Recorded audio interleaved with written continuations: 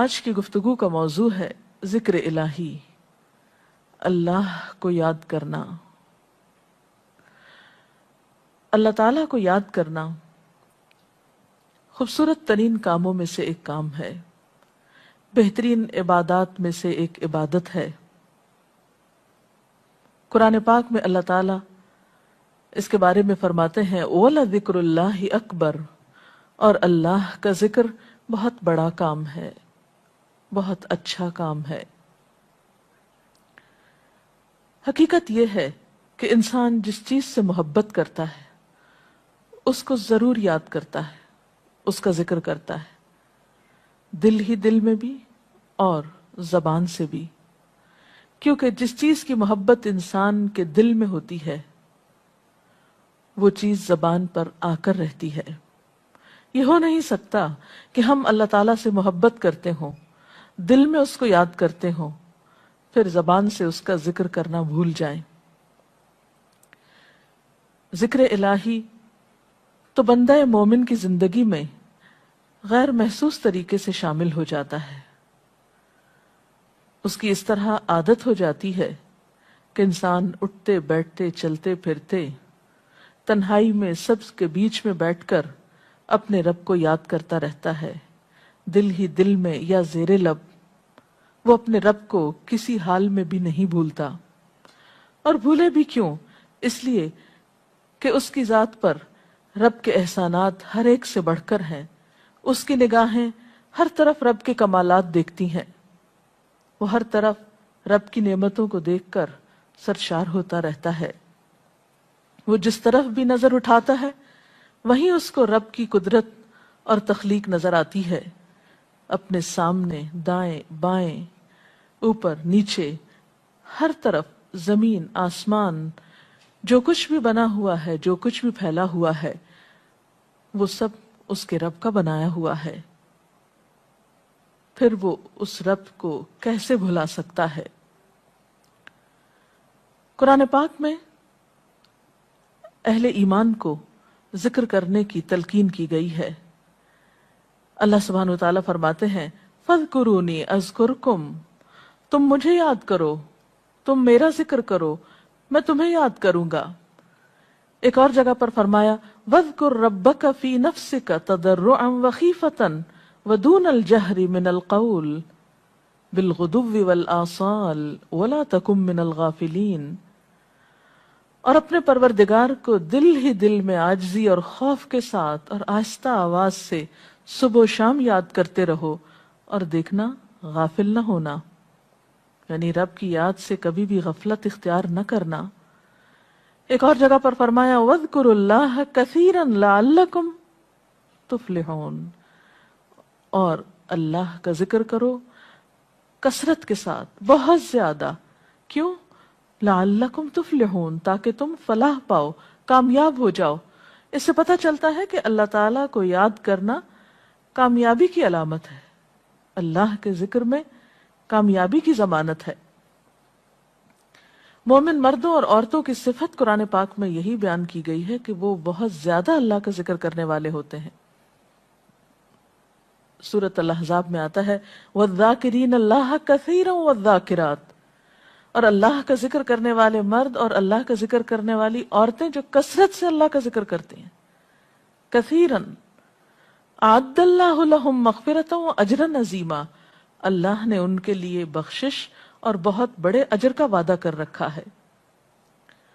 اور پھر یہ کہ ذکر کرنے کے لیے کوئی خاص وقت مقرر نہیں، انسان ہر حال میں ذکر کر سکتا ہے، ہر وقت میں ذکر کر سکتا ہے۔ نبی صلی اللہ علیہ وسلم کے بارے میں آتا ہے کان یذکر اللہ فی کل احیانہ، آپ ہر وقت میں، یعنی ہر قسم کے وقت میں، یعنی دن میں یا رات میں، صبح میں یا شام میں اللہ کا ذکر کیا کرتے تھے۔ حدیث پاک میں آتا ہے، حضرت ابو موسیٰ اشعری سے روایت ہے مثل الذی یذکر ربہ والذی لا یذکرہ مثل الحی والمیت، رواہ البخاری۔ آپ صلی اللہ علیہ وسلم نے فرمایا اس شخص کی مثال جو اپنے رب کا ذکر کرتا ہے زندہ انسان کی طرح ہے، اور اس کی مثال جو اپنے رب کا ذکر نہیں کرتا مردہ شخص کی طرح ہے۔ گویا ذکر کرنے والا اور نہ کرنے والا، ان دونوں کے درمیان اتنا ہی فرق ہے جتنا ایک زندہ اور مردہ انسان میں فرق ہوتا ہے. اور یہ فرق کتنا بڑا ہے. یعنی انسان تو وہی ہوتا ہے، لیکن زندہ انسان میں اور مردہ انسان میں زندگی اور موت کا فرق ہے. بالکل اسی طرح جو شخص اپنے رب کو یاد کرتا ہے، اس کا ذکر کرتا ہے، اس کے اندر ایک زندگی ہے، اس کے اندر ایک خاص خوشی ہوتی ہے، اطمینان ہوتا ہے.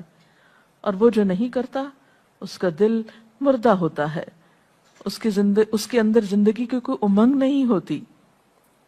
ایک اور حدیث میں آتا ہے، نبی صلی اللہ علیہ وسلم نے فرمایا، اللہ تعالیٰ فرماتا ہے، میں اپنے بندے کے خیال کے مطابق ہوتا ہوں یا خیال کے ساتھ ہوتا ہوں.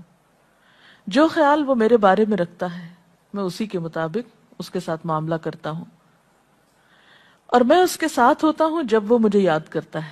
گویا ذکر کرنے والے اللہ کی مدد کے مستحق ہوتے ہیں. یعنی اللہ ایسے بندوں کے ساتھ ہوتا ہے جو ذکر کرتے رہتے ہیں. اگر وہ مجھ کو اپنے دل میں یاد کرتا ہے تو میں بھی اس کو اپنے دل میں یاد کرتا ہوں، اور اگر وہ مجھے کسی جماعت میں بیٹھ کے یعنی کسی گروپ میں یعنی پبلک میں بیٹھ کے یاد کرتا ہے تو میں اس کو اس سے بہتر جماعت میں یاد کرتا ہوں، یعنی فرشتوں کی جماعت میں یاد کرتا ہوں. تو گویا فَاذْكُرُونِي أَذْكُرْكُمْ، تم مجھے یاد رکھو میں تمہیں یاد رکھوں گا. تو جو شخص بھی یہ چاہتا ہو کہ اللہ تعالیٰ اس کو یاد رکھے، اس کی مشکل میں اس کی مدد کرے، تو اس کے لیے کیا ضروری ہے کہ پھر وہ ذکر کرتا رہے.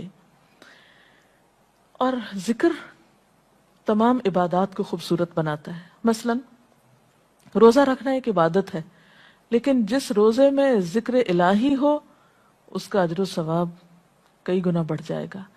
حج ایک عبادت ہے بذات خود، حج کا سفر ایک عبادت ہے، لیکن اس سفر میں انسان اگر ذکر الہی کرتا رہے تو اسی حج کا ثواب کئی گنا بڑھ جائے گا. اور نماز تو سراسر ہے ہی اللہ کی یاد کا نام. اقم الصلاۃ لذکری، نماز قائم کرو میری یاد کے لیے. اللہ کے ذکر کا بہترین طریقہ ہے. ایک اور موقع پر آپ صلی اللہ علیہ وسلم سے جب یہ پوچھا گیا کہ سب سے اچھی نماز کس کی، سب سے اچھا روزہ کس کا، سب سے اچھا حج کس کا، سب سے اچھا مجاہد کون، تو آپ صلی اللہ علیہ وسلم نے ہر بار یہی جواب دیا کہ جو اپنے ان کاموں میں ذکر الہی کثرت کے ساتھ کرے. اور ذکر کرنے والے ہر میدان میں آگے نکل جاتے ہیں. حدیث پاک میں آتا ہے نبی صلی اللہ علیہ وسلم نے فرمایا، مفردون سبقت لے گئے. لوگوں نے پوچھا کہ یہ مفردون کون ہیں؟ فرمایا وہ مرد جو کثرت کے ساتھ اللہ کا ذکر کرتے ہیں، اور وہ عورتیں جو کثرت کے ساتھ اللہ کو یاد کرتی ہیں. اور یہاں آپ نوٹ کر رہے ہیں خاص طور پر مردوں کے ساتھ ساتھ عورتوں کا ذکر بھی ملتا ہے. حضرت عبداللہ بن بصر فرماتے ہیں کہ ایک شخص نے عرض کیا، یا رسول اللہ صلی اللہ علیہ وسلم، بے شک اسلام کے احکام مجھ پر بہت ہیں، یعنی ذمہ داریاں بہت ہیں، کرنے کے کام بہت ہیں. آپ مجھے کوئی ایسی بات بتائیں جسے میں اپنے لیے لازم کر لوں، یعنی میرے لیے آسان ہو اور میں پابندی سے کر سکوں. تو آپ صلی اللہ علیہ وسلم نے فرمایا، لا یزال لسانک رطبا من ذکر اللہ، کہ ایک چیز پابندی سے پکڑ لو، اور وہ کیا کہ تیری زبان ہمیشہ اللہ کے ذکر سے تر رہے، ہر دم اللہ کو یاد کرتے رہو. اور یہ ایک حقیقت ہے کہ انسان کوئی بھی کام کر رہا ہو، مثلا خواتین کھانا پکا رہی ہیں، گھر صاف کر رہی ہیں، واک کر رہی ہیں، کوئی بھی کام کر رہی ہیں اس طرح کا، تو اس میں ساتھ ساتھ اللہ کی یاد کرتی رہیں. سبحان اللہ، الحمدللہ، اللہ اکبر، استغفر اللہ، لا الہ الا اللہ، ان اذکار کا ورد کرتے رہیں، تو اس میں کام بھی ہوتا رہے گا اور اس کے ساتھ ساتھ اللہ کی یاد بھی ہوتی رہے گی. خصوصی طور پر دو کلمات ایسے ہیں جن کے بارے میں بہترین اجر کی خوشخبری سنائی گئی.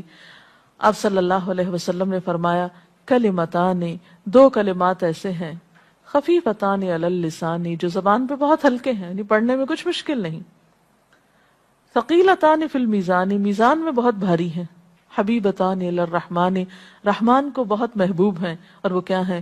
سبحان اللہ و بحمدہ، سبحان اللہ العظیم. چلتے پھرتے، اٹھتے بیٹھتے، کام کاج کرتے، تسبیح پڑھتے رہنا، ذکر کرتے رہنا، انسان کے دل کو جہاں اطمینان بخشتا ہے وہاں اس کے کام کو آسان بھی کر دیتا ہے اور اللہ کی مدد بھی ساتھ ہوتی ہے. اور قرآن پاک میں ایسے لوگوں کے لیے خوشخبری ہے، الا بذکر اللہ تطمئن القلوب، سنو اللہ کے ذکر سے دلوں کو اطمینان ہوتا ہے. اور ویسے بھی میزان میں بہت بھاری نیکی ہے. ایک حدیث میں آتا ہے کہ رسول اللہ صلی اللہ علیہ وسلم نے لوگوں سے پوچھا، کیا میں تمہیں نہ بتاؤں کہ تمہارے اعمال میں سب سے اچھا عمل، سب سے پاکیزہ اور تمہارے درجات کو سب سے زیادہ بڑھانے والا، اور جو تمہارے لیے سونے چاندی کے خرچ کرنے سے زیادہ بہتر ہو، اور اس سے بھی بہتر ہو کہ تم اپنے دشمنوں سے ملو، ان کی گردنیں تم مارو اور وہ تمہاری گردنیں مارے، تو کیا ایسا عمل نہ تمہیں بتاؤں؟ صحابہ نے عرض کیا، ضرور یا رسول اللہ صلی اللہ علیہ وسلم، ہمیں ایسا عمل بتائیے. تو آپ نے فرمایا وہ اللہ کا ذکر ہے. یعنی تمام اعمال میں وہ سبقت لے جاتا ہے.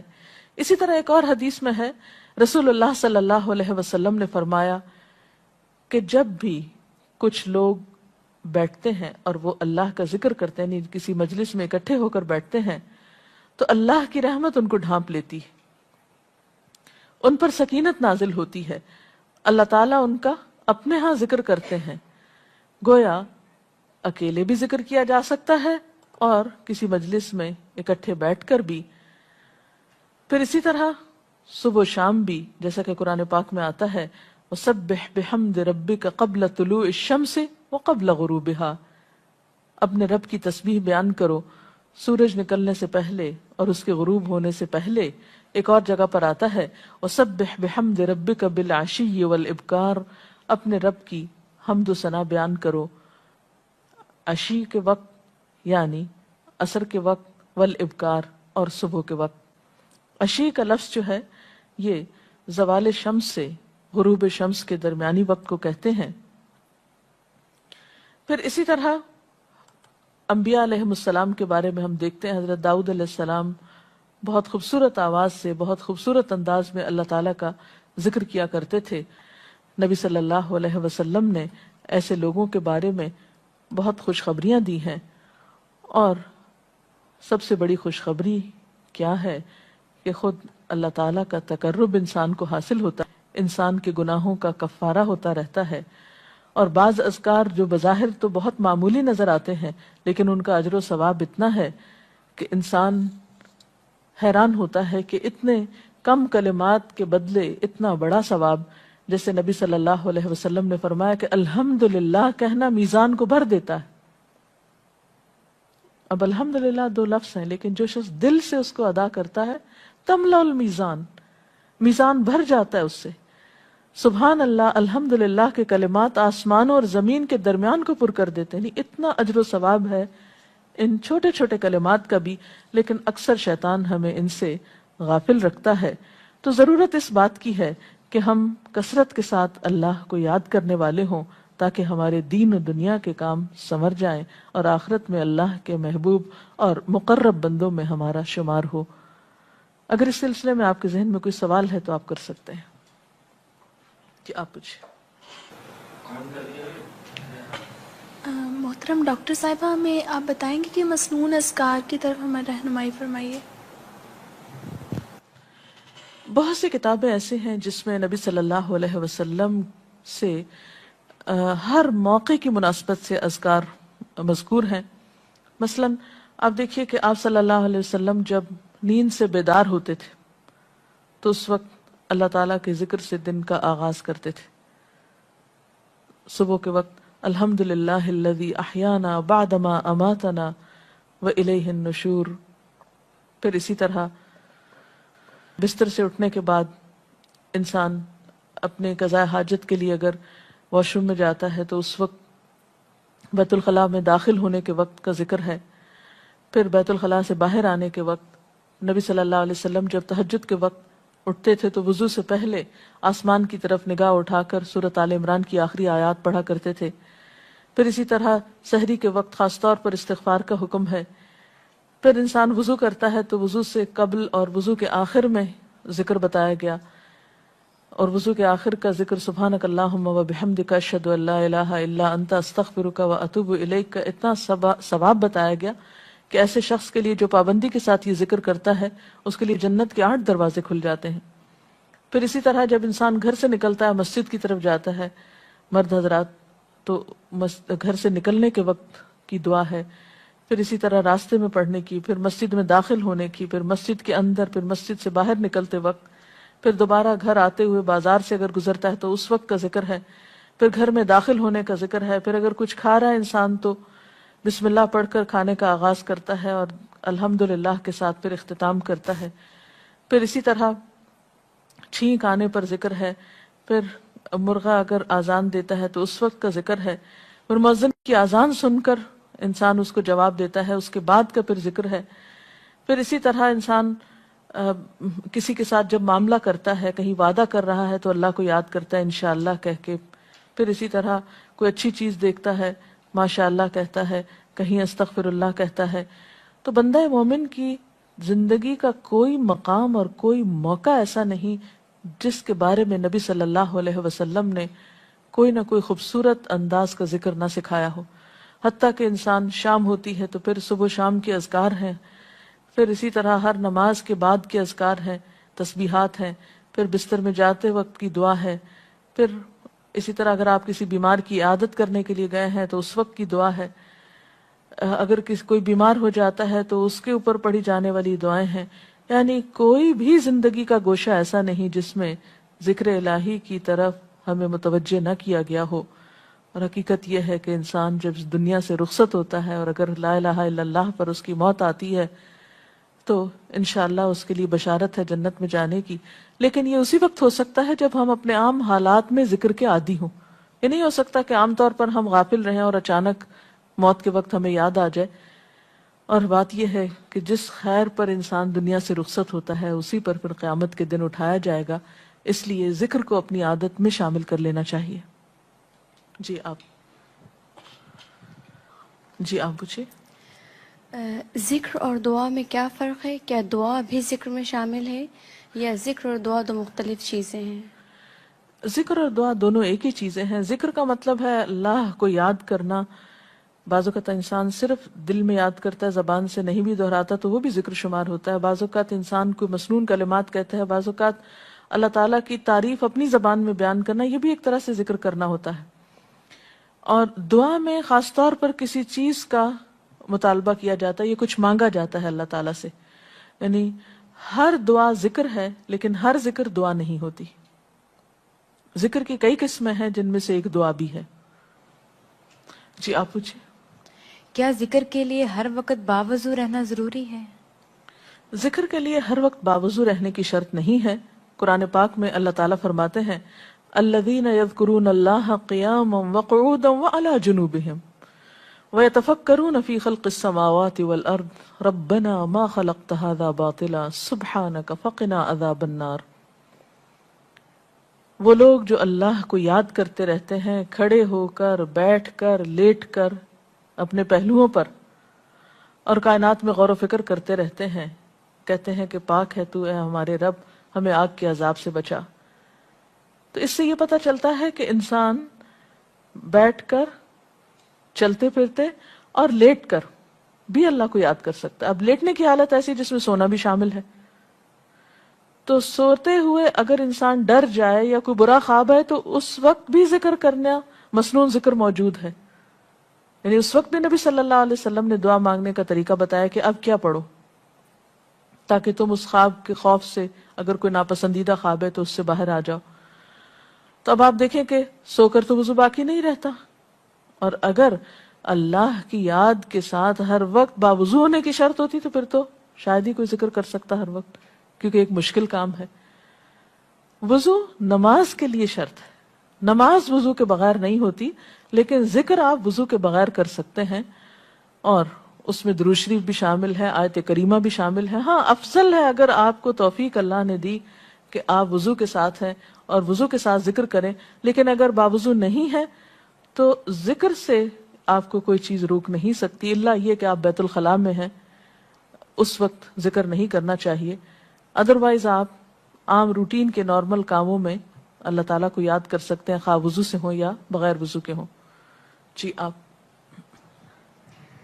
قرآن پاک جو ہم پڑھ رہے ہوتے ہیں تو کیا ضروری ہے کہ ہم بہت پراپرلی بیٹھ کر پڑھیں یا ہم ٹیک لگا کے یا ہم اپنے بستر پہ بھی پڑھ سکتے ہیں؟ افضل تو یہی ہے، پسندیدہ یہی ہے کہ انسان با ادب بیٹھے، لیکن اگر آپ قرآن پاک کا کچھ حصہ زبانی یاد کیے ہوئے ہیں، کچھ صورتیں ایسی آپ کو آتی ہیں اور آپ چلتے پھرتے ان کی دہرائی کرنا چاہتے ہیں تو ایسا بھی کر سکتے ہیں۔ اجتماعی ذکر کی کیا کیا صورتیں ہو سکتی ہیں؟ اجتماعی ذکر میں قرآن پاک کا پڑھنا، پڑھانا، سیکھنا، سکھانا، اس کو یاد کرنا، یہ تمام چیزیں آتی ہیں۔ اس کے ساتھ ہی آج کا پروگرام کا وقت ختم ہوتا ہے، اجازت چاہتے ہیں۔ السلام علیکم ورحمۃ اللہ وبرکاتہ۔ اللہ اکبر، اللہ اکبر، لا الہ الا اللہ، اللہ اکبر، اللہ اکبر وللہ الحمد۔